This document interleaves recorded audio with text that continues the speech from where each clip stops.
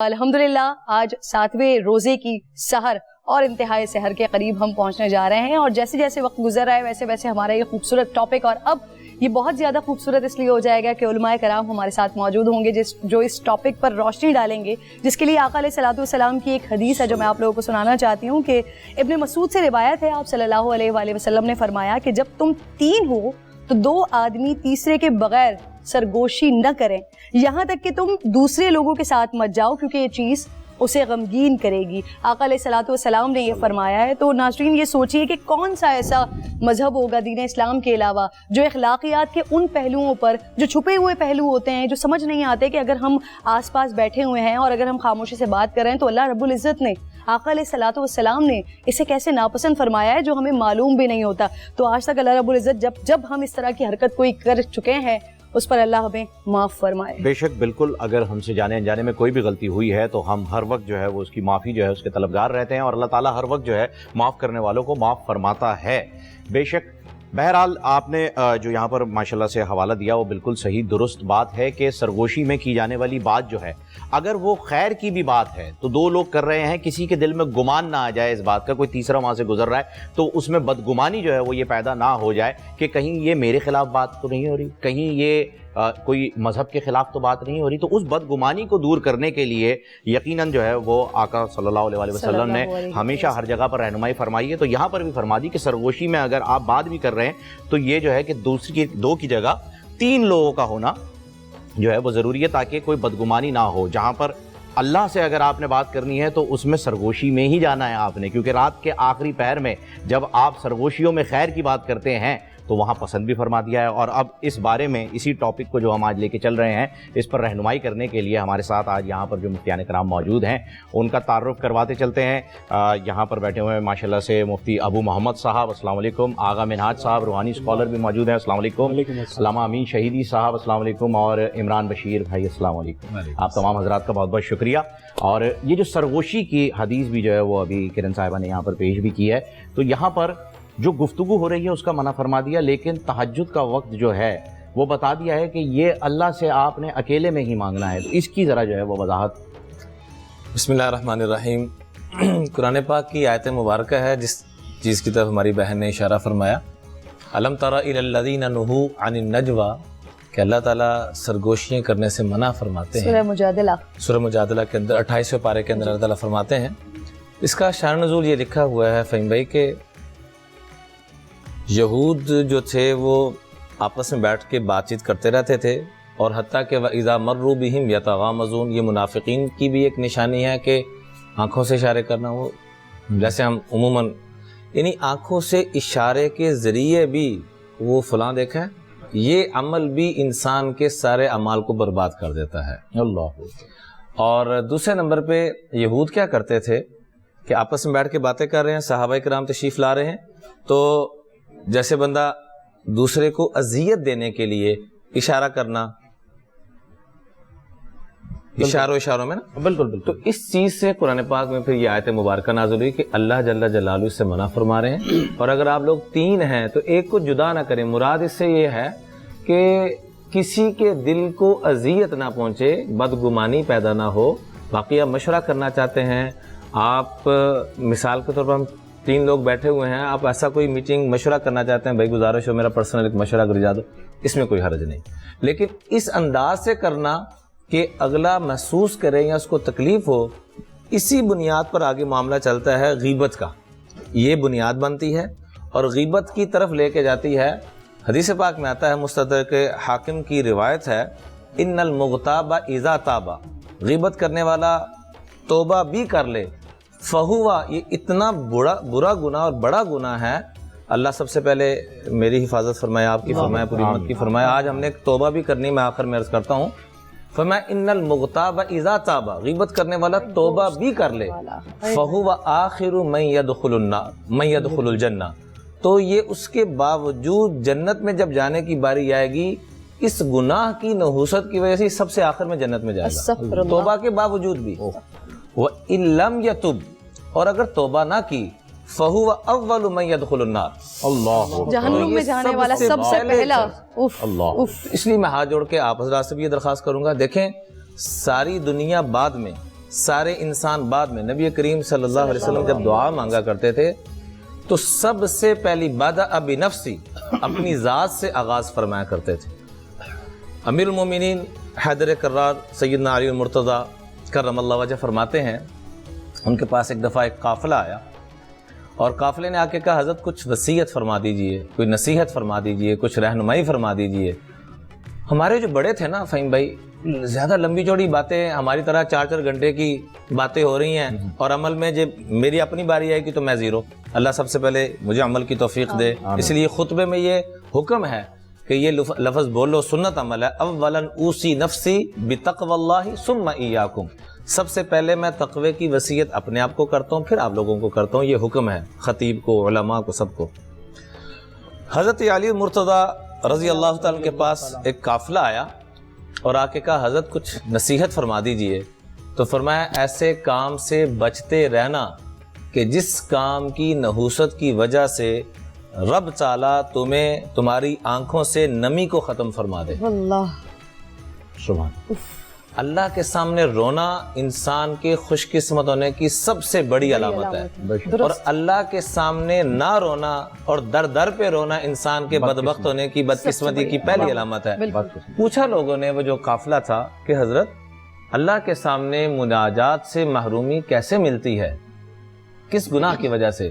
فرمایا جب تم دوسروں کی غیبت, دوسروں کے خلاف سرگوشیاں کرو گے تو اللہ تعالیٰ تمہیں اپنے سامنے رونے دھونے سے محروم فرما دے گا. اللہ کتنی بڑی چیز ہے یہ کہ ہم اسے نوٹ ہی نہیں کرتے. ہم اپنی عام زندگی کے اندر کارنر میں کھڑے ہو جاتے ہیں کہ یار ذرا آئیے گا بات سنیں, وہ فلاں نے یہ کر دیا, فلاں نے وہ کہہ دیا, اور اس کے اوپر کتنا بڑا عذاب جو ہے وہ رکھا ہوا ہے. اور یہ غیبت کے زمرے میں آتا ہے. پھر غیبت میں یہ کہلاتا ہے کہ اپنے مردہ بھائی کا گوشت کھانا, یہ بھی حکم ہے. تو آج میں یہ درخواست کروں گا ہم جتنے بیٹھے ہم بھی نیت کریں کہ آج کے بعد کچھ بھی ہو جائے ہم غیبت نہیں کریں گے انشاءاللہ. اور جو بھی ناظرین بیٹھے ہیں وہ بھی آج نیت کر لیں. کتنی بڑی سزا کہ جنت میں توبہ کے باوجود سب سے آخر میں, اور نہیں کی اگر توبہ نہ کی, لوگ نہیں جانتے کہ کتنا بڑا عذاب ہے, اور اگر توبہ نہیں کی تو سب سے پہلے جہنم میں سب سے پہلے ڈالے جائیں گے. اور یہ آپ کی برکت سے یہ تب سب تک یہ میسج جا رہا ہے. اللہ تعالیٰ آپ کو, آپ کی پوری ٹیم کو جزائے خیر عطا فرمائے. آپ تمام لوگوں کو کہ آج رہنمائی کر رہے ہیں اور اتنے بڑے ٹاپک پر جس کو ہم سوچتے ہی نہیں ہیں کہ یہ بہت بڑی بات ہے. کہیں پر بھی بیٹھے ہوئے کسی کے بارے میں بھی بات کر رہے ہوتے ہیں. امین شہیدی صاحب رہنمائی فرمائیے گا. مردہ بھائی کا گوشت کھا رہے ہوتے ہیں ہم جب کانوں میں باتیں کر رہے ہوتے ہیں, ایک دوسرے کی غیبتیں کر رہے ہوتے ہیں. بسم اللہ الرحمن الرحیم. اسلام اخلاقیات کے مجموعے کا نام ہے. میں پہلے بھی عرض کر چکا ہوں کہ شریعت اور چیز ہے, اخلاقیات اور چیز ہے. اخلاقیات کا تعلق انسان کی روح سے ہے, شریعت کا تعلق انسان پر آنے والی ان پابندیوں سے ہے جو پابندیاں اس کو کسی ڈسپلن کے اندر لے آتی ہیں. ڈسپلن کی ضرورت تب پڑتی ہے جب انسان اندر سے ان اخلاقی قدروں سے آشنا نہ ہو یا ان پر عمل کرنے کے حوالے سے کمزور ہو, تب جا کر قانون کی ضرورت پڑتی ہے. اشارے لگاتے اب تب ہیں جب لوگ وہاں سے اس چوراہے سے تیزی سے گزر رہے ہوں اور ایکسیڈنٹ کا خطرہ ہو. جہاں پر لوگ خود رعایت کریں وہاں پر اشارے کی ضرورت نہیں ہوتی. اور اگر پولیس والے کو آپ کھڑا کرتے ہیں تو تب کھڑا کرتے ہیں جب لوگ وائلیٹ کر رہے ہوں. اگر خود وائلیشن کا شکار نہ ہوں لوگ اور وائلیٹ نہ کریں قانون کو تو نہ پولیس کے سپاہی کی ضرورت ہے وہاں پر اور نہ اشارے کی ضرورت ہے. یہی کیفیت آپ کے دین کی تعلیمات کے اندر ہے. دین کی تعلیمات میں چھوٹی سے چھوٹی تعلیم اور بڑی سے بڑی تعلیم فرق کوئی نہیں ہے. اسلام نے ہمیں ہر لحاظ سے پرفیکٹ ہونے کا طریقہ بتایا ہے اور اس میں نبی کریم صلی اللہ علیہ وآلہ وسلم خود چونکہ پورا اترے اس لیے قرآن نے کہا لکم فی رسول اللہ اسوۃ حسنۃ, چونکہ پرفیکٹ حیثیت اور پرفیکٹ ہستی ان کی ہستی ہے. لہذا جس موضوع کی طرف آپ نے اشارہ کیا, اب غیبت ایک الگ چیز ہے اور یہ جو سرگوشیوں میں گفتگو کرنا یہ ایک الگ چیز ہے. دونوں کا آپس میں براہ راست کوئی تعلق نہیں ہے. جب آپ سرگوشیوں کی بات کرتے ہیں تو سرگوشی میں اخلاقیات کے خلاف ہے. یہ اجتماعی اخلاقیات کے. اجتماعی اخلاقیات میں اگر آپ نے کسی سے کوئی خصوصی بات کرنی ہے تو اس سے تنہائی میں کریں, اجتماع میں کانوں میں کان کے قریب منہ لے جا کر نہ کریں. کیوں؟ اس سے دوسروں کے اندر بدگمانی پھیلتی ہے. اور بدگمانی سے پھر آہستہ آہستہ آہستہ آہستہ دوریاں پیدا ہو جاتی ہیں. تو ان دوریوں سے بچانے کے لیے یہ کہا گیا کہ یہ سرگوشیاں نہ کیا کرو. ٹھیک. جہاں تک غیبت کا تعلق ہے، غیبت اس عمل کو کہتے ہیں جس میں انسان اپنے سامنے والے مسلمان مومن بھائی کی کوئی ایسی خطا، کوئی ایسا عیب، کوئی ایسی غلطی دوسروں کے سامنے بیان کرے جس کو اگر اس کے سامنے بیان کیا جائے تو اس کو برا لگے. یہ اس کو کہتے ہیں عملی طور پر اور تعریف کے لحاظ سے غیبت. یعنی یہ نہیں ہے کہ کسی شخص میں مثلا ہمارے منہاج بھائی میں کوئی عیب مجھے نظر نہیں آتا، میں ایک ایسے ہی ان کے بارے میں کوئی بات کر دوں، یہ غیبت نہیں ہے، یہ تہمت ہے. تہمت غیبت سے بھی بدتر ہے. لیکن غیبت کیا ہے؟ مجھ میں اگر کوئی عیب ہے تو کوئی شخص جو ہے میرے بارے میں دوسروں کے سامنے میرے عیوب کھول دے، جبکہ میرے سامنے اگر وہ بات کی جائے تو مجھے بری لگتی ہو. اس کو کہتے ہیں غیبت. اور اس غیبت کے حوالے سے قرآن کریم نے کہا لا یغتب بعضکم بعضا، تم میں سے کچھ لوگ دوسرے لوگوں کی غیبت نہ کریں. کیوں؟ اس لیے کہ یہ غیبت کرنا ایحب احدکم، کیا تمہیں یہ پسند ہے کہ تم اپنے مردہ بھائی کا گوشت کھاؤ؟ اللہ. یعنی یہ مثال نہیں ہے، یہ ذہن میں رکھیے گا. قرآن کریم جب بات کرے تو اس کے پیچھے ہزار اسرار اور ہزار پردے ہوتے ہیں. ہم اپنی حیثیت اور اپنے فہم کے مطابق کسی ایک پردے کو ہٹا سکتے ہیں، اس سے زیادہ ہماری حیثیت نہیں ہے. لیکن اگر آپ حقائق قرآنی کو دیکھیں تو قرآن بولتی کتاب ہے، زندہ کتاب ہے. زندہ کتاب کا کیا مطلب ہے؟ میں اس کو مثال سے سمجھاتا ہوں. میں نے بعض بزرگوں کو دیکھا، آپ بیٹھے ہوئے، آپ نے کہا کہ بھی میرے بارے میں کچھ بتائیں، انہوں نے قرآن یوں کھولا، ایک نگاہ دوڑائی اور اس کے بعد آپ کو آپ کے بارے میں وہ باتیں بتائیں جو آپ کو بالکل نہیں پتا، یا آپ کو پتا ہے اور آپ کے علاوہ کسی کو نہیں پتا. قرآن ایسی کتاب ہے جو ہر موضوع پر پرتیں ہیں اور ان پرتوں کو ہٹانے سے اسرار اور رموز کھلتے چلے جاتے ہیں. اور جو انسان جتنا بلند ہوتا ہے اس پر اتنی زیادہ اس کی پرتیں کھلتی ہیں. اس لیے نبی کریم قرآن کو جس طرح سے دیکھتے ہوں گے، امیر المومنین اہل البیت اور نبی کریم کے پروردہ صحابہ جس طرح سے دیکھتے ہوں گے، باقی لوگوں کی وہ نوبت نہیں آئی. کیوں؟ اس لیے کہ وہ اس حد تک معرفت کے اس مقام پر نہیں پہنچ پائے. لہٰذا جب آپ اس آیت کو پڑھتے ہیں لا یغتب بعضکم بعضا، تم میں سے بعض دوسرے بعض کی غیبت نہ کریں. کیوں؟ اس لیے کہ یہ ایسے ہی ہے جیسے مردہ بھائی کا گوشت کھانا. تو اس کا مطلب یہ ہے کہ عملاً اس کا کوئی اثر انسان کی زندگی میں ہے. اب میں ایک روایت بیان کرتا ہوں. امہات المومنین میں سے ایک زوجہ نبی کریم کے ساتھ تھیں، تو فرمایا کہ یا رسول اللہ یہ جو خاتون گزر رہی ہے اس کا قد کتنا چھوٹا ہے. غالباً میں نے مسلم میں یہ روایت پڑھی ہے، مجھے یاد نہیں پڑتا مسلم میں یا بخاری میں، کہ یہ خاتون جو ہے کتنے چھوٹے قد کی ہے.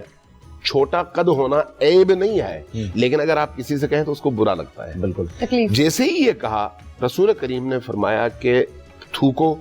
اس نے تھوکا، انہوں نے تھوکا تو منہ سے خون کے قطرے اور گوشت کے چھوٹے چھوٹے ٹکڑے باہر نکلے. اللہ. فرمایا پریشان ہوئی، فرمایا کہ یا رسول اللہ یہ کیا ہو گیا؟ فرمایا کہ کیا تم نے قرآن میں نہیں پڑھا لا یغتب بعضکم بعضا، تم میں سے بعض دوسرے بعض کی غیبت نہ کریں.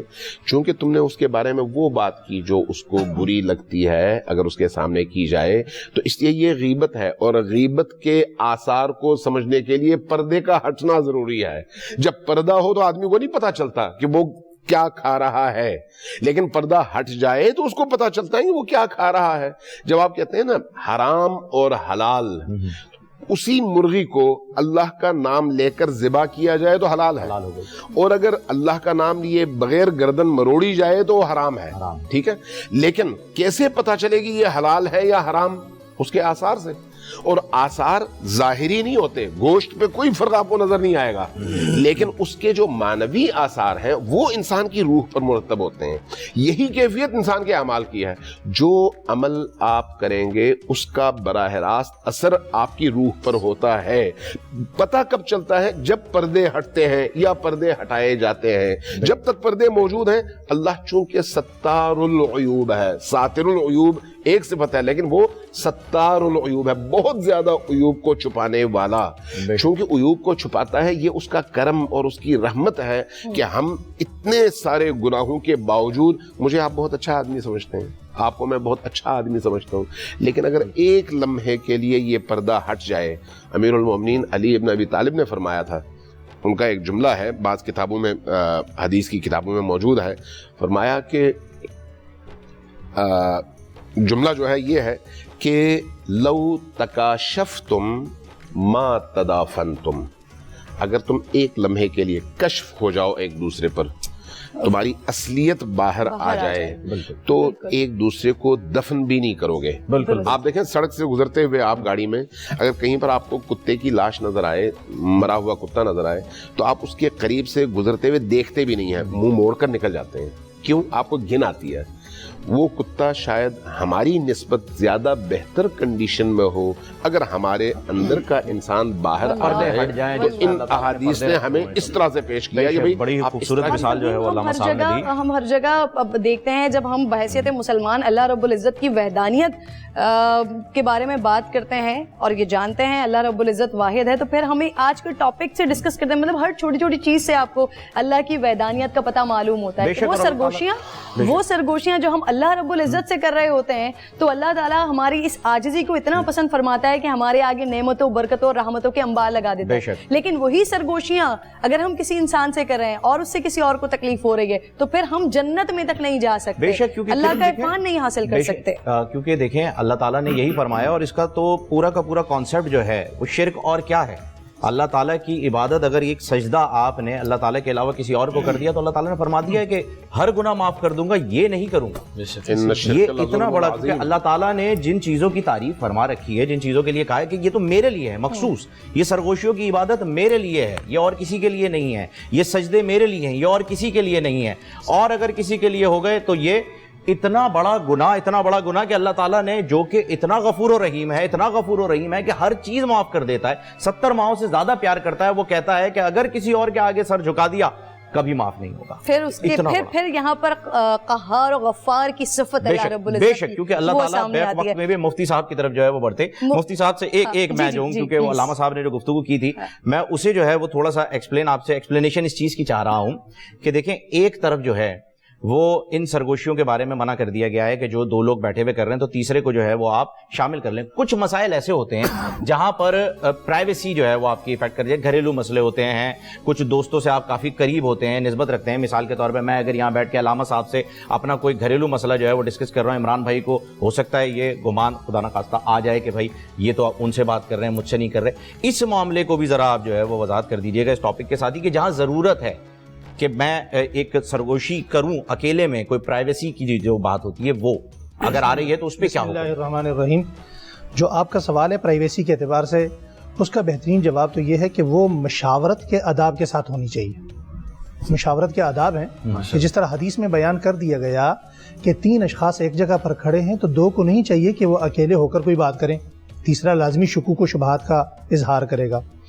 تو مشاورت کے آداب یہ ہیں کہ اس بندہ اس سے وقت لے لے کہ آپ کا تھوڑا سا وقت چاہیے، 10 منٹ چاہیے، فلاں وقت میں آپ کا تھوڑا سا ٹائم چاہیے، یہ پرائیویسی ہو گئی، یہ آداب ہو گئے، یا اس سے وقت لے کر اس کے گھر چلا جائے، یہ آداب ہو گئے۔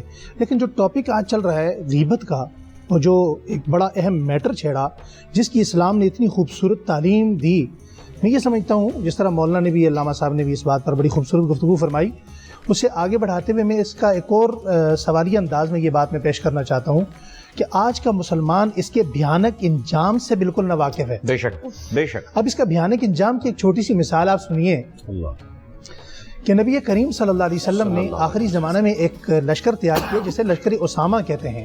یہ اسامہ آپ کے غلام حضرت زید کے بیٹے تھے، رنگ کے بڑے سانولے یا کالے تھے، عمر کے بھی بہت چھوٹے تھے۔ المختصر حضرت اسامہ کا گھر مدینے سے تھوڑا باہر تھا، دور تھا، تو انتظار میں تھوڑا وقت لگ گیا۔ حضرت عبداللہ بن عمر اور حضرت فضل بن عباس دونوں نے یہ روایت نقل کی ہے، دونوں سے یہ بات مروی ہے کہ 6 اشخاص ایسے تھے جو ایک مقام پر کھڑے تھے، انہوں نے ایک جملہ کہا، ایک جملہ۔ وہ جملہ کیا تھا؟ وہ جملہ یہ تھا کہ جب حضرت اسامہ آئے تو انہوں نے کہا اس کالے کے لیے رسول اللہ نے ہمیں اتنا انتظار کروایا۔ اللہ اکبر۔ یہ جملہ تھا۔ حضرت ابن عمر رضی اللہ تعالیٰ عنہ فرماتے ہیں ہم نے اپنی زندگی میں دیکھا کہ موت کے وقت ان 6 کے 6 اشخاص کو ایمان نصیب نہیں ہوا. اللہ استغفر اللہ. اور امام نووی رحمۃ اللہ علیہ اس سے اگلی بات کیا لکھتے ہیں, اللہ اکبر. یعنی ایک شخص آج غیبت کرتا ہے. ہم تھوڑی دیر پہلے اکٹھے تھے, میں نے مولانا سے عرض کیا, میں نے کہا حضرت سب سے پہلے تو توبہ ہمیں کرنی چاہیے. توبہ کے متعلق حضرت نے حدیث بھی کتنی خوبصورت بیان فرمائی کہ توبہ کرنے کے بعد بھی اگر جنت جائے گا تو نحوست کے اثرات یہ ہیں کہ سب سے آخر میں جنت میں جائے گا, اور توبہ نہیں کی تو سب سے پہلے جہنم میں جائے گا. امام نووی رحمۃ اللہ علیہ نے اس کو بڑے عجیب انداز میں بیان کیا. فرمایا کہ لوگوں کو یہ چاہیے کہ وہ غیبت کے اعتبار سے 2 کام کریں. جس طرح قرآن کریم نے جگہ جگہ پر بہت ساری آیات میں, احادیث مبارکہ میں بار بار اس کی کراہت کا, اس کی غلاظت کا ذکر فرمایا, اسے کھول کھول کر واضح طور پر بیان کرنا چاہیے, بار بار اسے بیان کرنا چاہیے. نمبر 1. نمبر 2 انہوں نے فرمایا غیبت کو روکنے کا جو دروازہ ہے, بڑا خوبصورت دروازہ باب قائم کیا. وہ باب یہ ہے کہ آپ غیبت سننا چھوڑ دیجئے. اللہ اکبر, اللہ اکبر. ہمارے ایک بزرگ گزرے ہیں, بڑی خوبصورت بات, وہ اونچا سنتے تھے تو کان میں وہ ایک آلہ سا لگایا ہوتا تھا انہوں نے, تو جب کوئی ان کے سامنے آ کے غیبت کرتا تھا تو وہ آلہ اتار کے رکھ دیتے تھے, انہیں وہ بات سمجھ ہی نہیں آتی تھی. جی جی. تو امام نووی رحمۃ اللہ علیہ نے بہترین طریقہ سکھا دیا کہ جب آپ کے سامنے کوئی کسی کی غیبت کرے تو آپ اسے ٹوک دیجئے, بھائی آپ بھی خود بھی گناہگار نہ ہو, مجھے بھی گناہگار مت کیجئے. اور گناہ تو اتنا بڑا گناہ ہے, معاف چاہوں گا کہ آپ تو انہیں وہ کہتے ہیں کہ شٹ اپ کال دے سکتے ہیں کہ بھائی یہ نہیں کرنا ہے, اس کا گناہ اتنا بڑا ہے. اور اگر ہم سب مل کر آج اس بات کو عام کر دیں, معاشرے میں یہ بات عام ہو جائے کہ غیبت سننا چھوڑ دیں, تو غیبت کرنے والا جب 2 سے 3 بندوں کے بعد یہ بات سنے گا کہ بھائی کوئی بندہ غیبت نہیں سن رہا تو وہ خود بہت چھوڑ دے گا اسے. اور اس کی اگلی بات حضرت انس رضی اللہ تعالیٰ کتنی خوبصورت بات فرماتے ہیں.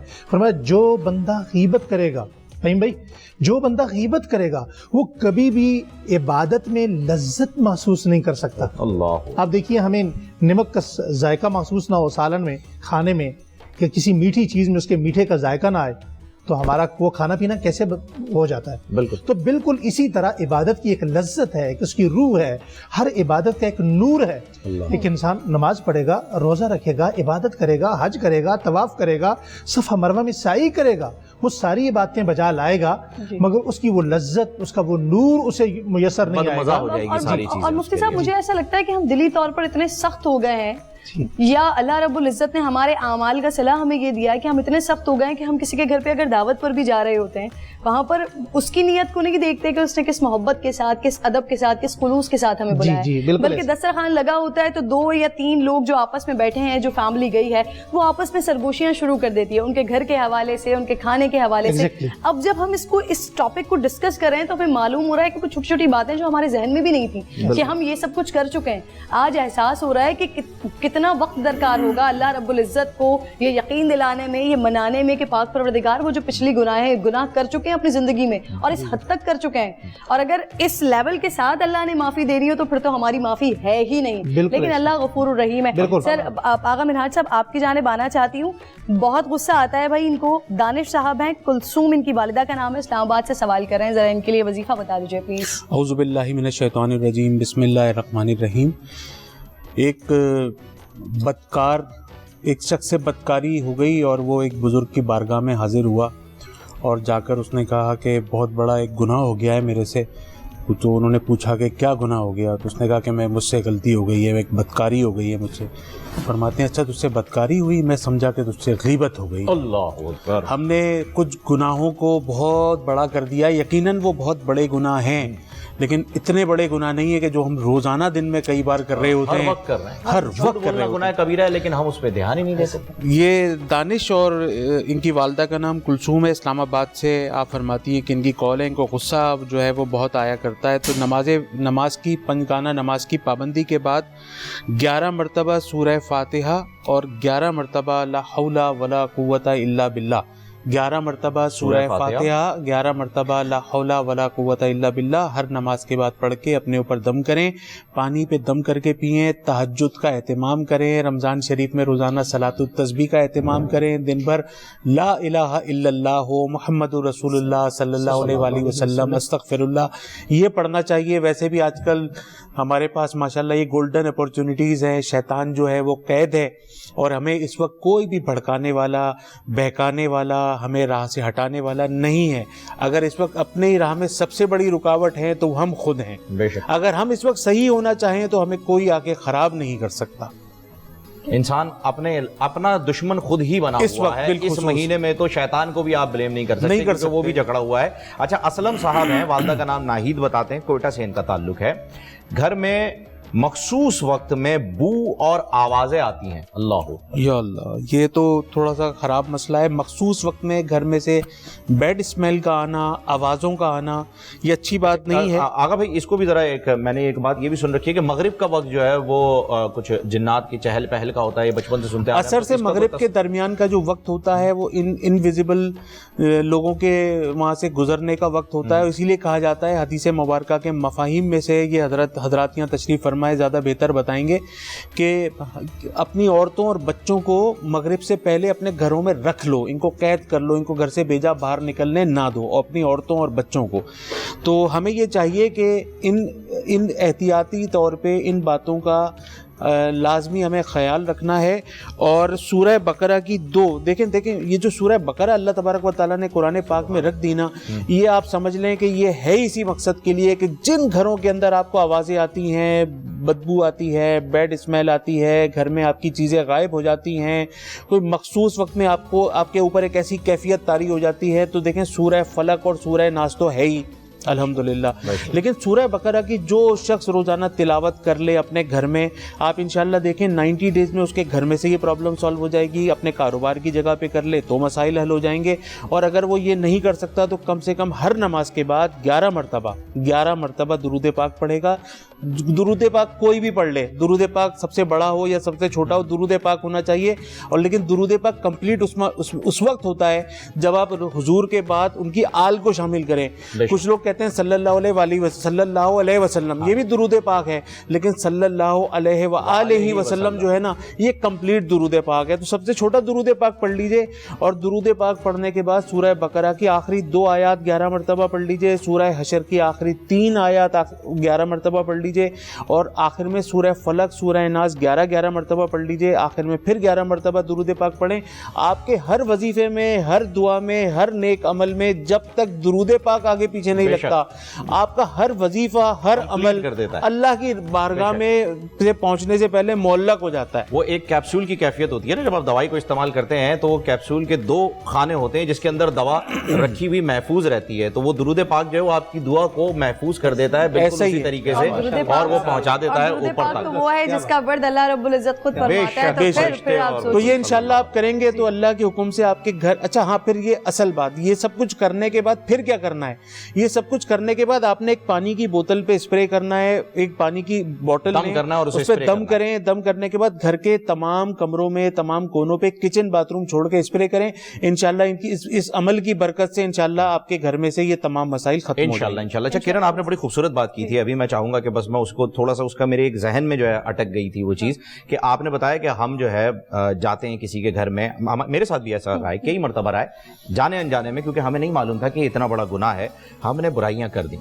اب ہم نے ایک روایت سن رکھی ہے، میں چاہوں گا عمران بھائی اس پر بھی نشاندہی کریں، پھر آپ کے سوال کا بھی جواب دیں، کہ جب تک اللہ تعالیٰ معاف نہیں فرمائیں گے جب تک وہ انسان معاف نہ کر دے جس کا دل دکھا ہوا ہے. تو عمران بھائی اس پہ میں چاہوں گا کہ اگر حقوق اللہ معاف کر دیں گے لیکن حقوق العباد نہیں معاف کریں گے. تو یہ حدیث پاک میں آتا ہے کہ اس قیامت کے دن کے آنے سے پہلے من کانت لأخیہ مظلمۃ، کسی بھی بھائی کے ساتھ من عرضہ، اس کی بے عزتی کر کے، اس کی غیبت کر کے، کسی بھی اعتبار سے اس کا مال غصب کر کے ظلم زیادتی کی ہے، تو آج ہی اس کو حل کروا لو، قبل اس کے کہ وہ دن آ جائے کہ یوم لا ینفع مال ولا بنون، نہ وہاں مال کو کرنسی کام آنی ہے، نہ اولاد کام آنی ہے. تو یہیں پر ہمیں معافی مانگنا ہوگی.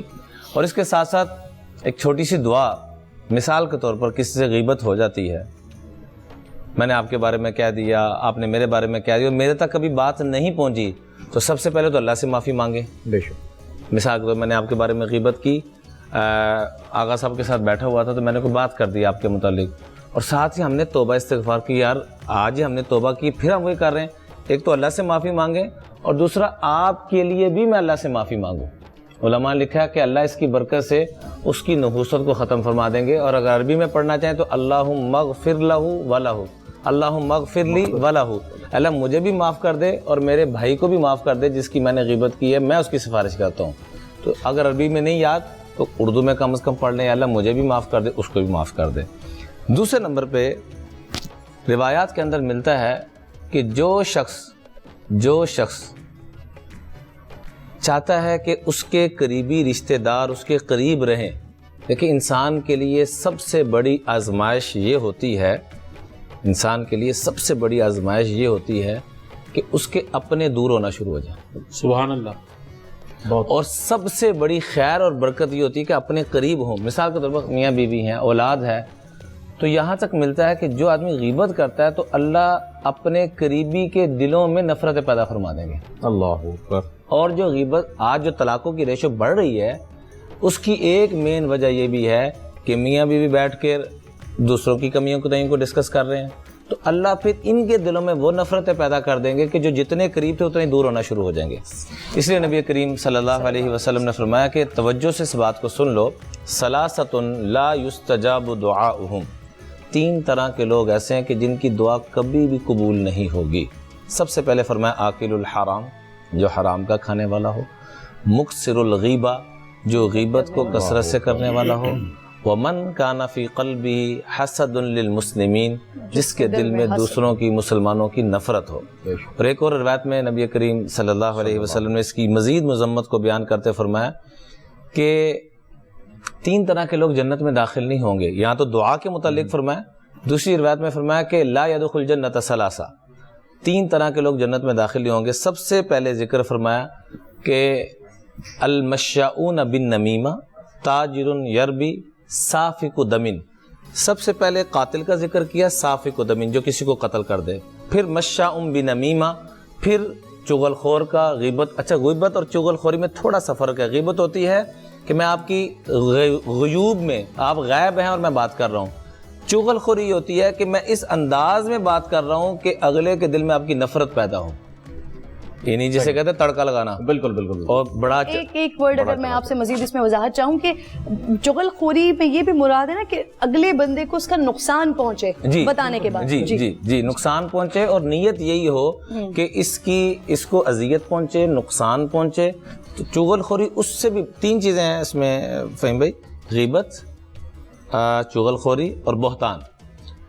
آپ کے اندر کوئی بیماری ہے یا میرے اندر کوئی بیماری ہے تو آپ ذکر کرتے ہیں کسی سے تو آپ غیبت کر رہے ہیں۔ میرے اندر وہ چیز نہیں ہے تو آپ تذکرہ کر رہے ہیں، تو آپ 3 طرح کے گناہ کما رہے ہیں، جھوٹ بولنے کا، غیبت کرنے کا اور بہتان باندھنے کا، تہمت لگا رہے ہیں۔ جی بالکل۔ تو اس لیے حدیث میں یہ پوچھنا چاہتا ہوں آپ کی اجازت سے، ایک چھوٹی سی بات جو ابھی ذہن میں آئی کہ بہت سارے لوگ ہیں، ہم ان کے اوپر جو ہے نا بلا وجہ ٹرسٹ کر لیتے ہیں، اور وہ ٹرسٹ کرنے سے ہمیں نقصان ہو جاتا ہے۔ پھر جب وہ بات کھلتی ہے تو لوگ کہتے ہیں آپ کو نہیں پتا یہ تو چیٹر تھا، آپ نے بلا وجہ اس آدمی کے پاس پیسے لگا لیے، آپ مجھ سے پوچھ لیتے۔ اب اگر ہم یہ کسی کو بتائیں کہ بھائی اس آدمی کے پاس پیسے مت لگانا، یہ آدمی آلریڈی چیٹر ہے، ہمیں نہیں پتا، تو کیا یہ بھی غیبت کے زمرے میں آئے گا؟ نہیں، فرمایا کہ وہ چیز ایک غیبت کے اوپر بلکہ ثواب ملتا ہے، وہ یہ والی غیبت۔ جی میں یہ پوچھنا چاہ رہا تھا، یہ والی غیبت پہ جس پہ ثواب، انفارمیشن ٹائپ جی ہو گئی۔ مثال کے طور پر ہم کہیں اپنی بیٹی کا رشتہ کرنا چاہ رہے ہیں، میں آپ سے آ کے پوچھتا ہوں فہیم میں اپنی بیٹی کا رشتہ کرنا چاہتا ہوں، وہ کیسے لوگ ہیں؟ اب وہ انتہائی برے لوگ تھے، مجھے جو دکھایا گیا تھا وہ بڑے اچھے لوگ ہیں، تو آپ نے میری رہنمائی فرما دی، تو آپ کو اس کو اللہ کے ہاں سے آپ کو اجر ملے گا۔ ایسے میں کسی کے ساتھ بزنس کرنا چاہ رہا ہوں، کوئی بھی معاملہ کرنا چاہ رہا ہوں، تو پھر آپ اس کی کمی کو واضح کرتے ہیں تو اس پہ آپ کو اجر ملے گا، یہ گناہ نہیں۔ تو یہاں یہ والی بات جو حدیث حضور صلی اللہ علیہ وسلم کی ہر معاملے میں موجود ہے کہ انما الاعمال بالنیات، جی عمل کا دار مدار نیتوں پر ہے، اور یہاں نیت آپ کی نیک ہے، کسی کی برائی نہیں ہے، کسی کے اوپر کسی کی خامی بتانا نہیں ہے، تو جب آپ کی نیت صاف ہے تو منزل آسان ہے۔ بالکل، یہاں یہ بات آ جاتی ہے۔ اور یہ قرآن پاک کی جو سورہ مبارک ہے نا، سورۃ الہمزہ، پوری سورت ہی غیبت کی وعید میں اتاری گئی۔ اگر ہو سکے تو سورت کا ترجمہ تفسیر ضرور پڑھیں اس کا، اور سورۃ الحجرات کا۔ آج کل بڑا وقت ہے، اللہ نے ہمیں فارغ کیا ہوا ہے، حدیث پاک میں آتا ہے 2 نعمتیں ہیں لیکن عام طور پہ لوگوں سے فائدہ اٹھاتے ہیں، فراغت اور صحت۔ تو اللہ نے صحت بھی دی ہے، فراغت بھی دی ہے، نعمتان مغبون فیہما کثیر من الناس الصحۃ والفراغ۔ سورۃ الحجرات، اس میں تفصیل سے اس کے مضامین آپ کو ملیں گے۔ جو بھی مفسر صاحب، مفسر قرآن آپ کو پسند ہیں، لیکن اللہ کا واسطہ قرآن کے ساتھ جڑیں، پڑھیں صحیح۔ آج ہم انہیں اختلاف میں پڑھ گئے کہ یہ پڑھیں کہ وہ پڑھیں، جو آپ کو اچھا لگتا ہے پڑھیں، اور ضرور پڑھیں سورہ حجرات بھی، اور سورۃ الہمزہ، ہمز کہتے ہی غیبت کو ہے۔ اللہ تعالیٰ فرماتے ہیں تباہ و برباد ہو جو غیبت کرے۔ اور دوسرے نمبر پہ ایک جملہ ہم بولتے ہیں، لمز کہتے ہیں کہ میں یہ جملہ بولتا ہوں کہ میں کسی سے ڈرتا نہیں ہوں بھائی، میں تو منہ پہ بات کہتا ہوں چاہے کسی کو کڑوی لگے، بالکل، تو یہ اس سے بھی بڑا گناہ ہے۔ اللہ اکبر۔ میں کسی سے نہیں ڈرتا، میں حق بات کہتا ہوں چاہے کسی کو کڑوی لگے، تو یہ حق بات اللہ کو جھوٹ سے بھی بری ہے۔ حق بات یعنی اللہ کے محبوب صلی اللہ علیہ وسلم سے بڑھ کے بھی کوئی حق کہنے والا آیا ہے؟ کوئی نہیں، نہ آئے گا، ہمارا ایمان ہے، کوئی نہ آیا ہے نہ آئے گا۔ ایک واقعہ بتا دیں کہ حق بات بتاتے ہوئے کبھی کسی کا دل دکھایا؟ کبھی نہیں۔ ہم کون سے سچے ہیں؟ اخلاق کے اعلیٰ درجے پر تو ہم بھی اسی ترتیب پہ مولانا آئیں گے نا جب، تو پھر ہی ہمیں اللہ کی رحمت برکتیں ملیں گی۔ وہ شخصیت کے اخلاق جن سے سیکھتا ہے کہ اخلاق کی تعریف کیا کیا بات ہے، کیا بات۔ وہ شخصیت ہے۔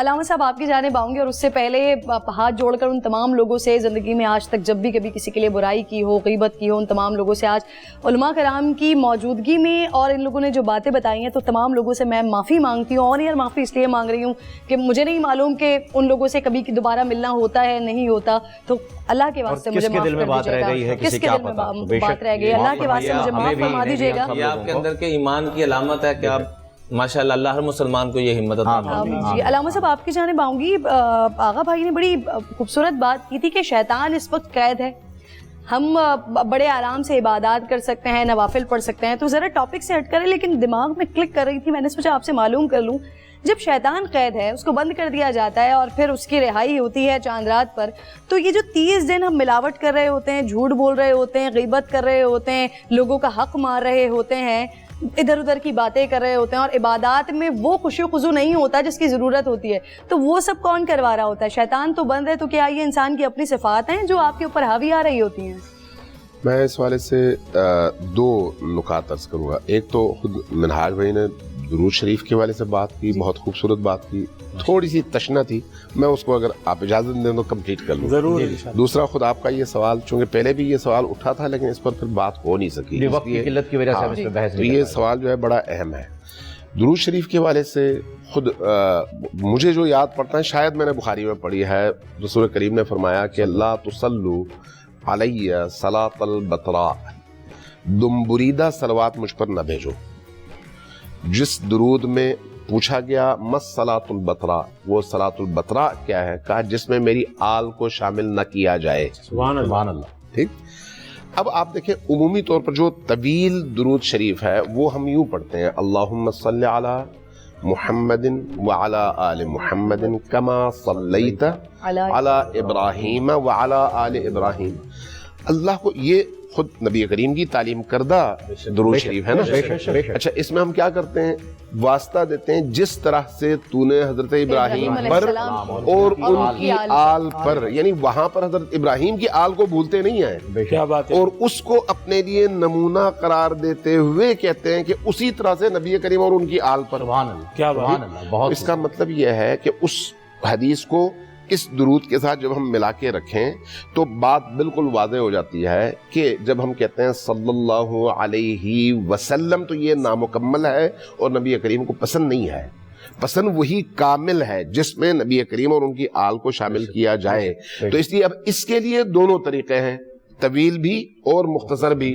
طویل وہ درود ابراہیمی ہے اور مختصر جو ہے اللہم صلی علی محمد و آل محمد، تو یہ جو ہے مختصر بھی اور جامع بھی ہے۔ جہاں تک آپ کے سوال کا تعلق ہے، اس میں کوئی شک نہیں کہ یہ جو ماہ مبارک رمضان ہے، اس کے حوالے سے نبی کریم صلی اللہ علیہ وآلہ وسلم نے اپنے خطبہ شعبانیہ میں بھی یہ فرمایا کہ اس مہینے میں شیاطین کو اللہ زنجیروں سے جکڑ دیتا ہے اور شیاطین بندھے ہوئے ہوتے ہیں۔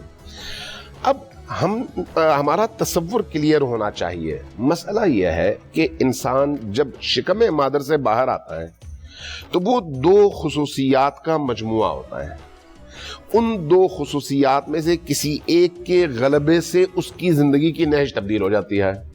حیوانی خصوصیات غالب ہوں تو وہ شیطان اور ابلیس بن جاتا ہے، نمرود اور فرعون بن جاتا ہے۔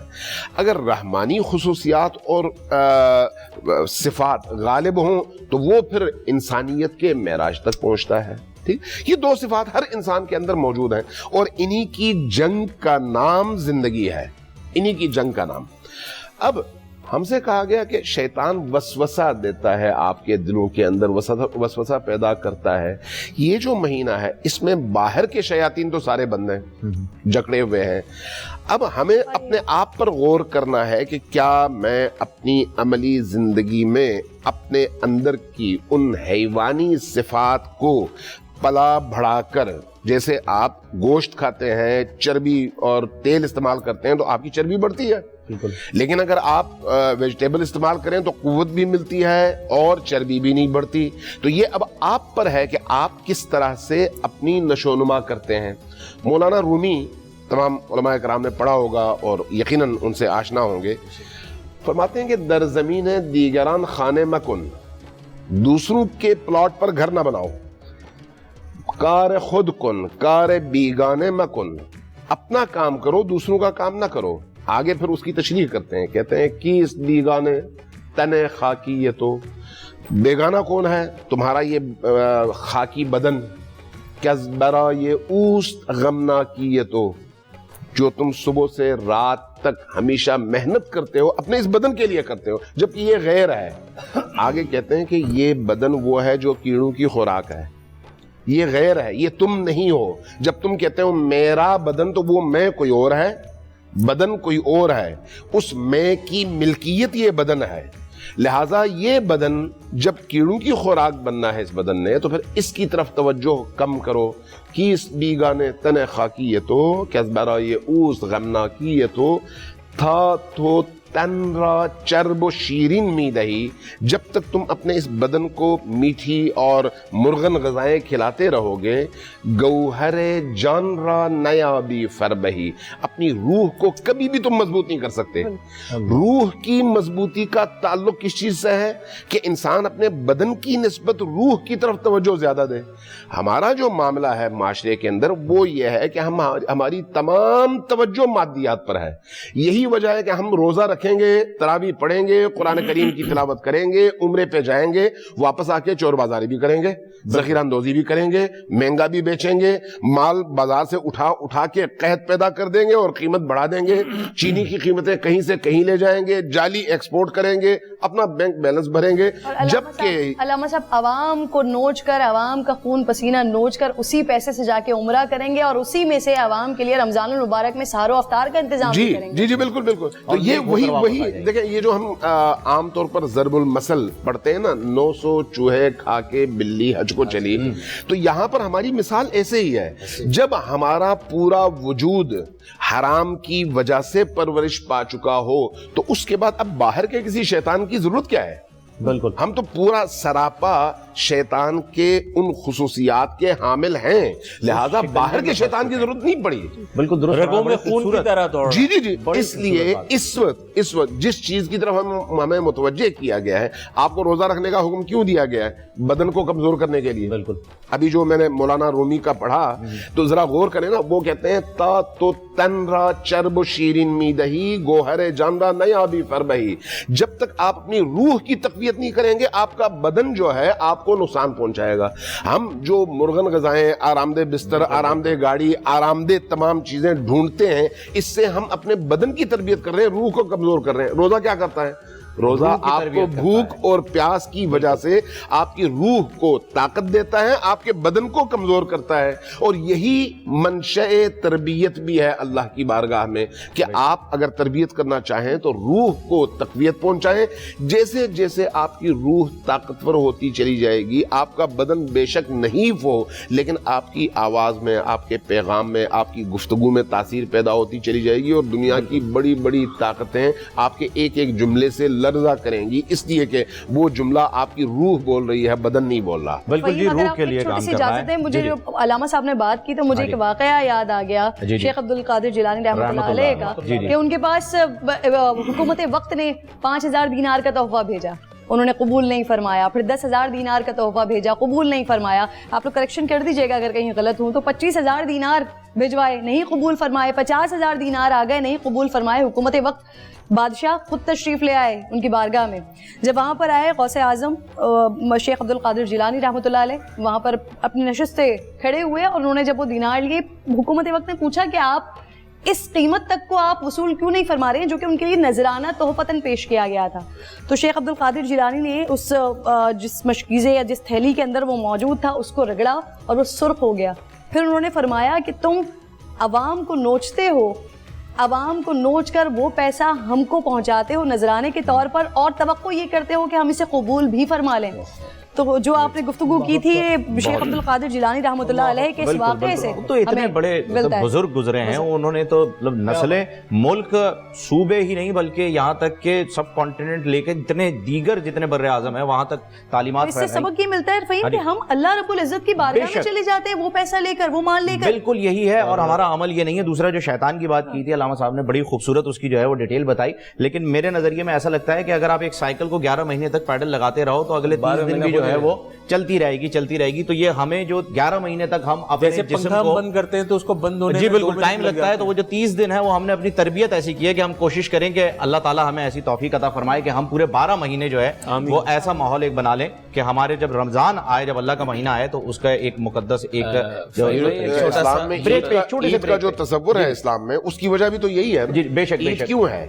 اب کچھ وظائف جو ہیں وہ ہمارے پاس آ رہے ہیں, ٹویٹر کے ذریعے بھی آ رہے ہیں, اور بہت زیادہ جو ہے وہ ہمیں بتایا جا رہا ہے.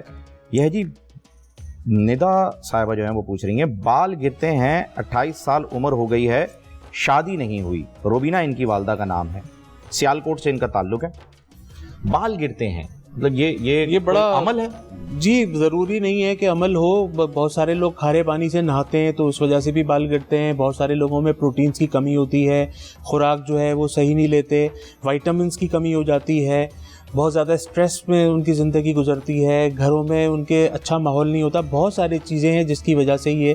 تو سب سے پہلے تو آپ کو کسی اچھے ڈاکٹر کو دکھانا چاہیے کہ آپ نے, اور آپ نے ظاہر دکھایا بھی یقیناً ہوگا. تو اس کے لیے میں انشاءاللہ ایک وظیفہ آپ کو ایسا دیتا ہوں کہ انشاءاللہ آپ کے یہ دونوں مسائل حل ہو جائیں گے. نمبر 1, آپ ہر نماز کے بعد 21 مرتبہ سورہ فلق, 21 مرتبہ سورہ ناس, اول و آخر 3 دفعہ درود تاج, 21 دفعہ سورہ فلق, 21 دفعہ سورہ ناس, اول و آخر 3 دفعہ درود تاج پڑھیں. پانی پہ دم کریں, پئیں, اور کوئی بھی اچھا سا آئل لے کے اس کے اوپر دم کریں اور اس کو لگائیں. مگر جب آپ اپنے سر کو دھوئیں تو خیال رکھیے گا کہ یہ پانی جو ہے وہ ڈرینیج میں نہ جائے. اس کو آپ کو کسی برتن میں ڈال کے اس میں دھونا ہے, کیونکہ یہ ایسا مجرب اور اتنا آزمودہ وظیفہ ہے کہ آپ کے بال انشاءاللہ پھر گرنے, ایک تو سب سے پہلے جو یہ گرتے ہیں یہ گرنا بند ہو جائیں گے, اس کے بعد پھر اس کی گروتھ شروع ہو جائے گی. یہ پانی آپ نے کسی برتن میں اپنے سر کو دھونا ہوگا, اور دھونے کے بعد اس کو آپ نے کسی کیاری. ایک چیز آپ سے میں پوچھنا چاہتی ہوں, جتنے بھی آپ وظائف بتا رہے ہوتے ہیں یہ تمام لوگ جن کے ساتھ یہ مسائل ہیں وہ کر سکتے ہیں, یا یہ اسپیسیفکلی ان لوگوں کے لیے جو اپنے والدہ کا نام اجازت الحمدللہ عام ہے؟ سورہ فلق, سورہ ناس, یہ بال گرنے کا وظیفہ جب خواتین کے بال گرتے ہیں نا, اور بہت بڑی تعداد میں گرتے ہیں, تو وہ اتنے آرام سے چھوڑتی نہیں ہیں. آج کل تو مرد بھی نہیں چھوڑتے, وہ فوراً کسی اچھے ڈاکٹر کے بعد, دوسرے کے بعد, تیسرے کے بعد, اس کے بعد جب وہ تھک جاتے ہیں تو وہ ہمارے پاس آتے ہیں. تو میں ان کو یہ وظیفہ بتاتا ہوں کہ اول و آخر درود تاج 3 دفعہ, 21 دفعہ سورہ فلق, سورہ ناس پڑھ کے کسی پانی پہ دم کر کے پئیں, اور اس کسی آئل پہ دم کریں. اس کے لیے بہترین آئل جو ہے وہ زیتون کا اولیو آئل ہوتا ہے, اس کے اوپر دم کریں, اور دم کر کے اپنے بالوں میں فنگر سے اچھی طرح اس کا مساج کریں. اور جب اس کو اپنے سر کو دھونا ہے تو اس کا پانی جو ہے وہ ڈرینیج میں نہیں جانا چاہیے, کسی برتن میں ڈالیں اور بعد میں کیاری میں ڈال دیں. آپ دیکھیں گے 1 مہینے میں اس کی گروتھ ہو جائے گی. اور یا لطیفو یا حلیمو, یا لطیفو یا حلیمو فجر کے بعد 100 ٹائمز پڑھیں, اور سبحان اللہ والحمدللہ ولا الہ الا اللہ واللہ اکبر. اللہ تبارک و تعالیٰ کو یہ تیسرے کلمے کی تسبیح پروردگار کو بہت پسند ہے, اس میں اللہ تعالیٰ کی آپ نے تعریف کی ہے. تو یہ 2 عملیات فجر کے بعد اگر 100 مرتبہ پڑھ لیے جائیں تو انشاءاللہ اتنا مجرب, اتنا آزمودہ کہ بہت جلد انشاءاللہ آپ کی شادی بھی ہو جائے گی. بہترین, امید ہے کہ جواب مل گیا ہوگا. سکھر سے ایک سوال آیا ہے فائزہ صاحبہ کا, جمیلہ ان کی والدہ کا نام ہے, ہر وقت آنکھیں جلتی ہیں, بھاری پن رہتا ہے. ہاں, یہ آنکھوں کا جلنا اور بھاری پن رہنا, ان دونوں میں اثرات بھی ہو سکتے ہیں اور دنیاوی سمٹمز بھی بہت زیادہ ہو سکتے ہیں. آج کل میں اکثر و بیشتر آپ کی ٹرانسمیشن میں بھی اور دیگر جگہوں پہ بھی یہ عرض کر دیتا ہوں کہ ہماری زندگی میں ہمارے ٹیلی ویژن کے سائزز بڑے ہو گئے ہیں اور ہمارے روم کے سائزز چھوٹے ہو گئے ہیں. ہمارے پاس 24 گھنٹے ہاتھوں میں اینڈرائڈ فون اور آئی فون ہے, لیکن جب آپ میرے پاس اس ٹرانسمیشن تک پہنچے ہیں, یہ سوال لے کے فہیم بھائی تک, کرن بہن تک, ہمارے اس بولڈ ٹیلی ویژن کی اس خوبصورت ٹرانسمیشن میں سحری میں, کہ آپ کی آنکھوں میں جلن بھی ہے اور بھاری پن بھی ہے, تو یقیناً اس کے پیچھے کوئی ایسی وجوہات ہیں. تو اس کا بہترین علاج جو ہے نا وہ ہے آب زمزم ہر گھر میں موجود ہوتا ہے, آپ ڈراپر لیں, آب زمزم لیں اور اس میں سورہ فاتحہ 11 مرتبہ دم کریں اور یا نورو یا نورو یا نورو 111 مرتبہ پڑھیں, اس کو دم کریں آب زمزم پہ, اس کو پئیں اور اس میں ڈراپر میں 1-2 ڈراپس لے کے رات کو سوتے وقت اور صبح نہار منہ یہ فجر کے بعد اس کو ڈالیں. انشاءاللہ تعالیٰ یہ مسئلہ آپ کا حل ہو جائے گا, آنکھیں جلنا بند ہو جائیں گی اور انشاءاللہ یہ جو آنکھوں کے اوپر بھاری پن ہے یہ بھی ختم ہوگا. مگر یہ عمل آپ رمضان شریف میں نہیں کر سکتے کیونکہ روزے کے دوران آپ اپنی آنکھوں میں کچھ بھی نہیں ڈال سکتے. تو یہ آپ نے افطار کے فوراً بعد اور سحری کے بند ہونے سے پہلے یہ عمل کریں. انشاءاللہ 1 ہفتے میں ہو سکے تو یہیں پہ آپ ہمیں گڈ نیوز دیں گی. میں آپ کو اس کی گڈ نیوز بتا بھی دیتی ہوں کہ میرا آزمودہ وظیفہ بھی ہے, نسخہ بھی ہے. میری آئی سائٹ جب گرنا شروع ہوئی, میری آئی سائٹ جب گرنا شروع ہوئی تو مجھے یا نورو کا وظیفہ دیا گیا. میں اس کو پڑھ کے اور انگلیوں پہ پھونک مار کے کیا کرتی تھی اور میری آئی سائٹ اتنی زیادہ ویک ہو گئی تھی 3.75 تک چلی گئی تھی اور ڈاکٹر نے کہا تھا کہ یہ بتدریج گرتی جائیں گی. میری ایک آنکھ کی بینائی 70% جا چکی تھی.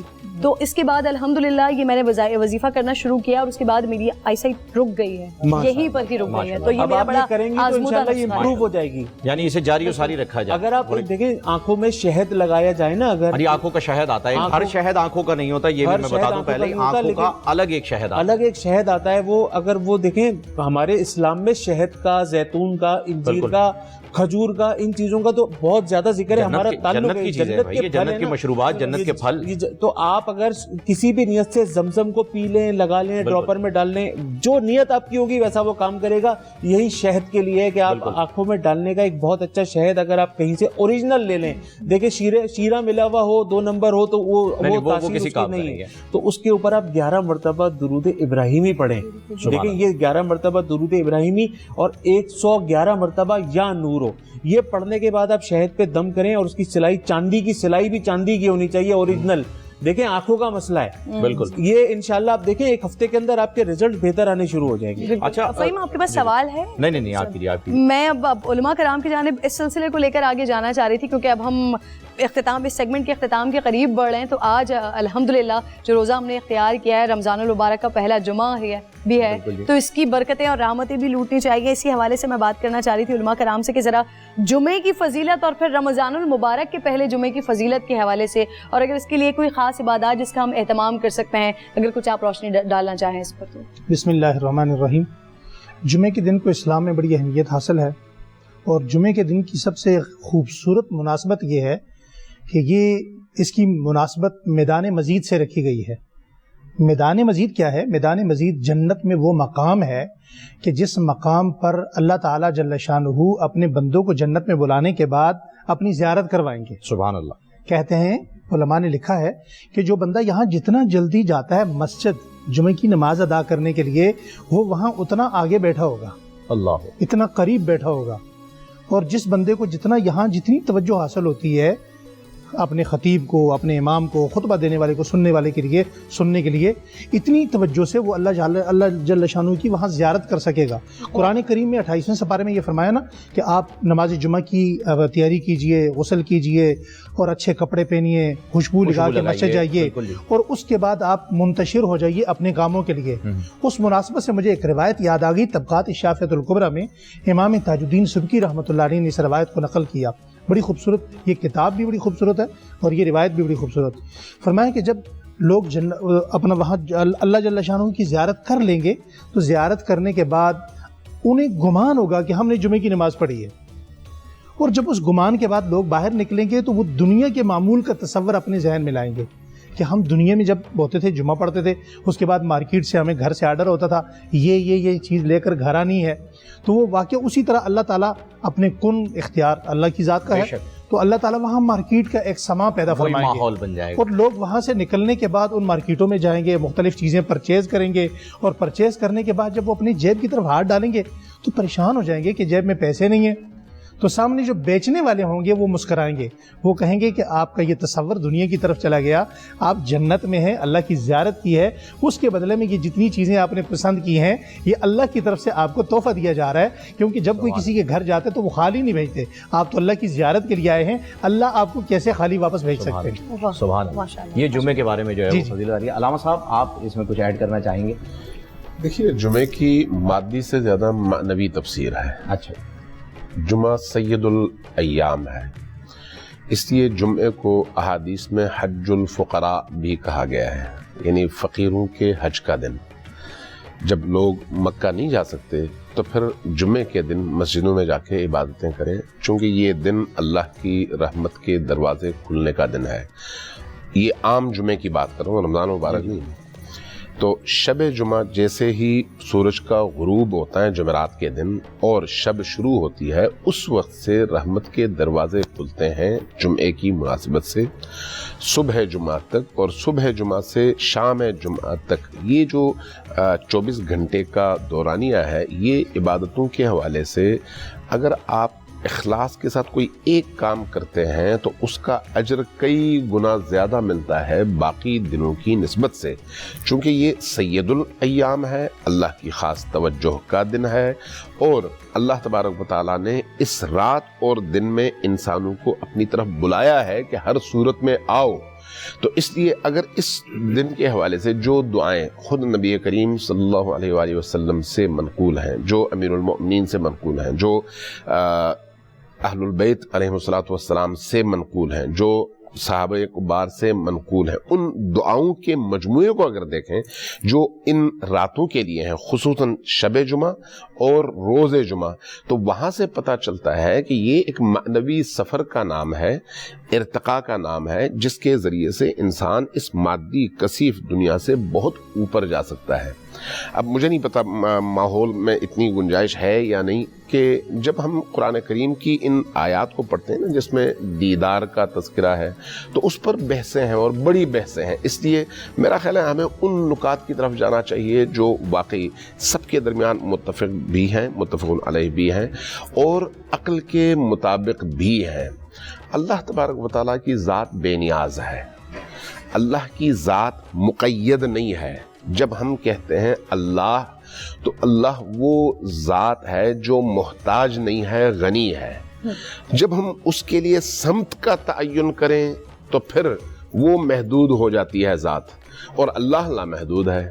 جب اس کے لیے مکان کا تعین کریں تو وہ مکان میں مقید ہو جاتی ہے ذات، جبکہ اللہ مکان سے ماورا ذات ہے۔ جب زمانے کا اشارہ کریں تو وہ زمانے میں مقید ہو جاتی ہے ذات، جبکہ اللہ زمانے سے ماورا ذات ہے اور خالق ذات ہے ان تمام چیزوں کی۔ اس لیے خود اللہ تبارک و تعالیٰ سے گفتگو کا جو شرف ان ایام میں، چاہے رات ہو چاہے دن ہو، انسان کو جو عطا ہوتا ہے، تو خود یہ ایک بہت بڑا انعام ہے۔ جب حضرت موسیٰ سلام اللہ علیہ جب کوہ طور پر تشریف لے گئے اور عرض کیا کہ بار الہ دیدار کرا دے، تو وہاں پر جو جواب آیا وہ کیا ہے؟ لن ترانی یا موسیٰ، اے موسیٰ تو کبھی بھی مجھے دیکھ نہیں سکتا۔ عربی ادب، مولانا تشریف فرما ہے، عربی ادب میں یہ جو لام اور نون ہے لن، یہ استعمال ہوتا ہے وہاں پر جہاں پر نفی کی گئی ہو اور ابدی طور پر نفی کی گئی ہو، یعنی کبھی ممکن نہ ہو۔ تو یعنی اللہ کی ذات وہ ذات ہے جو ہماری نگاہوں کی قید میں نہیں آ سکتی، بے شک اس سے ماورا ذات ہے۔ ہماری سوچ اور ہمارے تصور کی قید میں نہیں آ سکتی، اس سے ماورا ذات ہے، اور مکان کی قید میں نہیں آ سکتی، اس سے ماورا ذات ہے۔ اس لیے علامہ صاحب آپ بالکل درست بات فرما رہے ہیں، اور میری کوشش یہ ہوگی ہماری ٹیم کی کہ کل ہم اس بات پر ضرور ڈسکس کریں گے۔ ایسے ہم کل کا ٹاپک ایسا بنائیں کہ جو ہم کہتے ہیں اللہ حاضر اور ناظر ہے، تو اللہ حاضر تو ہے، نظر کیسے آتا ہے؟ یہ علماء کرام کے ساتھ کل ہم اسے انشاءاللہ تعالی موضوع بحث بنائیں گے، لیکن اس سے پہلے آغا بھائی جمعے کے لیے کچھ ایڈ بھی کرنا چاہ رہے ہیں جو میں اکثر و بیشتر دیا کرتا ہوں تمام پریشان حال لوگوں کے لیے۔ آپ کے گھر میں روزی نہیں ہے، اولاد نہیں ہے، مطلب ایک وظیفہ تمام مسائل کا حل جمعے کے حوالے سے۔ آپ ایک تو جمعے کے دن غسل کریں، نمبر 1 جمعے کو لازمی غسل کریں۔ غسل کرنے کے بعد اگر آپ کی گورنمنٹ آپ کو اجازت دیتی ہے مسجد میں جمعہ ادا کرنے کے لیے جانے کے لیے، تو آپ نے مسجد جاتے ہی سب سے پہلے 100 مرتبہ یا اولو پڑھنا ہے، اول و آخر درود پاک۔ اس کے بعد جمعہ ادا کریں، اور جمعہ ادا کرنے سے پہلے جو خطبے ہوتے ہیں، دونوں خطبوں کے درمیان میں مولانا صاحب ایک 10 سے 20 سیکنڈ کا 25 سیکنڈ کا ٹائم آپ کو ملتا ہے، اس میں اللہ تبارک و تعالیٰ سے آپ جو دعا مانگیں گے وہ قبول ہو جائے گی۔ اپنے گھر زیادہ ہونا چاہیے، 20 سیکنڈ سے یہ ٹائم زیادہ ہونا چاہیے. حدیث میں آتا ہے کہ اس وقت جو دعا مانگی جاتی ہے وہ قبول ہوتی ہے. اپنے گھر سے ٹارگٹ کر کے چلیں کہ میں نے یہ دعا مانگنی ہے. اگر آپ نے وہ دعا مانگ لی اور وہ اللہ تبارک و تعالیٰ نے قبول فرمانی ہے، دونوں خطبوں کے درمیان 100 مرتبہ یا اولو پڑھیں، غسل کر کے نکلیں اور مغرب سے پہلے یا اللہ ہو یا رحمان ہو یا رحیم، یا اللہ ہو یا رحمان ہو یا رحیم مغرب کی اذان تک پڑھیں. انشاءاللہ تعالیٰ یہ جمعے کے دن کا وظیفہ ہے. چلیے ابھی جو ہے وہ وقت ہمارا جو ہے وہ تمام ہوا.